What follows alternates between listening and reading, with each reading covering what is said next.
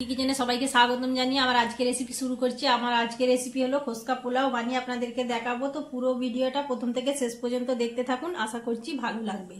তো প্রথমেই আমি এখানে জল বসিয়ে দিয়েছি, জলের মধ্যে এলাচ দিয়ে দেব, তেজপাতা দিয়ে দেব।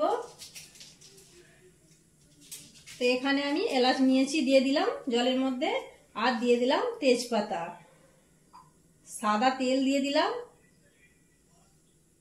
আর আমি এখানে দিয়ে দেব নুন, স্বাদ অনুযায়ী নুন দিয়ে দিলাম। এবার আমি জলটা ফুটতে দেব, তারপরে আমি চালটা দেব। তো চালটা আমি আধ ঘন্টা আগে থেকে ভিজিয়ে রেখেছি। আর আমি এখানে দিয়ে দেব কাজু আর কিশমিশ, জলের মধ্যেই দিয়ে দিলাম। এবার আমি ঢাকনা দিয়ে জলটা ফুটতে দেব, ঢাকনা দিয়ে দিলাম।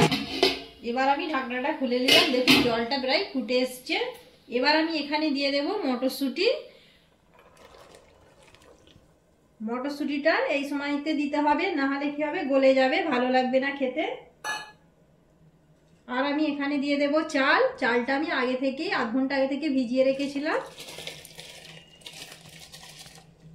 চালটাও দিয়ে দিলাম।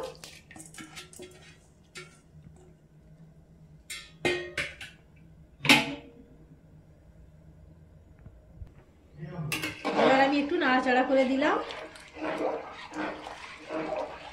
এবার আমি ভাতটা ফুটিয়ে নেব, নিয়ে রান্না করে নেব। আবার আমি ঢাকনা দিয়ে দেব।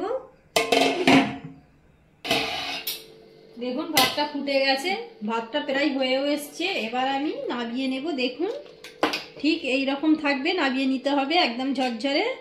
এবার আমি নামিয়ে ফ্যানটা ঝরিয়ে নিচ্ছি।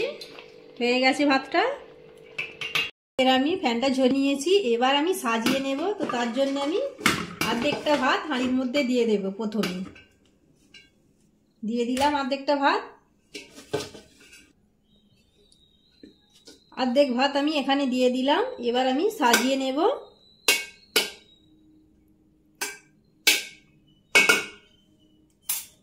প্রথমেই আমি দিয়ে দেব ঘি, ঘি দিয়ে দিলাম। আর দিয়ে দেব চিনি। চিনিটা দিলে টেস্টটা ভালো আসে, আপনারাও দেবেন।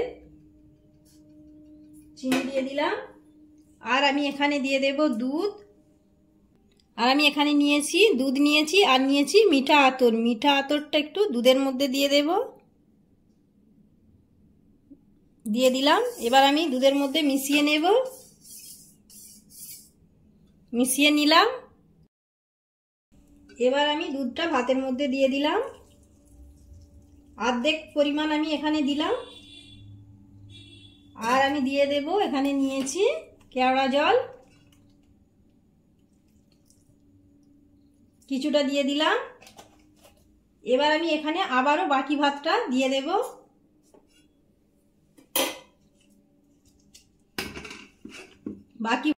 বাকি ভাতটাও আমি দিয়ে দিলাম।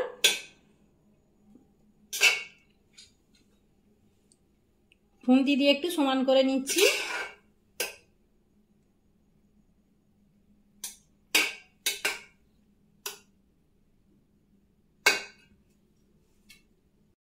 এবার আমি এখানে একটা পেয়ালা নিয়েছি, পেয়ালার মধ্যে দিয়ে দিলাম কেওড়া জল, কেওড়া জলের মধ্যে দিয়ে দেব।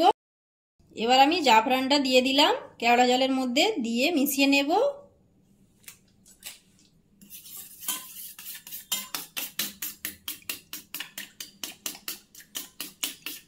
মিশিয়ে নিলাম।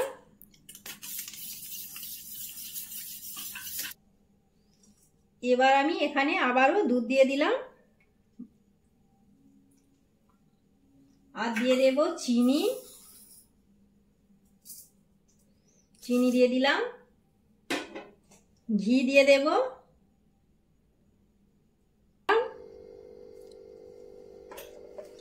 এবার আমি যে কালারটা আগে থেকে গুলে রেখেছিলাম, কালারটা দিয়ে দেব। কালারটা দিলে কি হয়, দেখতেও সুন্দর লাগে, খেতেও ভালো লাগে।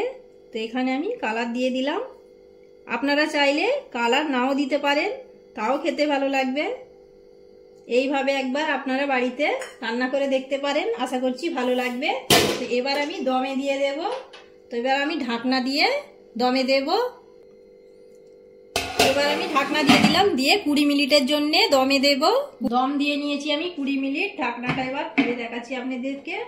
দেখুন দেখতে কতটা সুন্দর লাগছে, খেতেও অসাধারণ হয়। আপনারা এইভাবে একবার বাড়িতে বানিয়ে দেখতে পারেন। আশা করছি ভালো লাগলে লাইক, শেয়ার, সাবস্ক্রাইব করে দেবেন। আজকের মতো এই পর্যন্ত, আবার দেখা হবে পরবর্তী ভিডিও নিয়ে।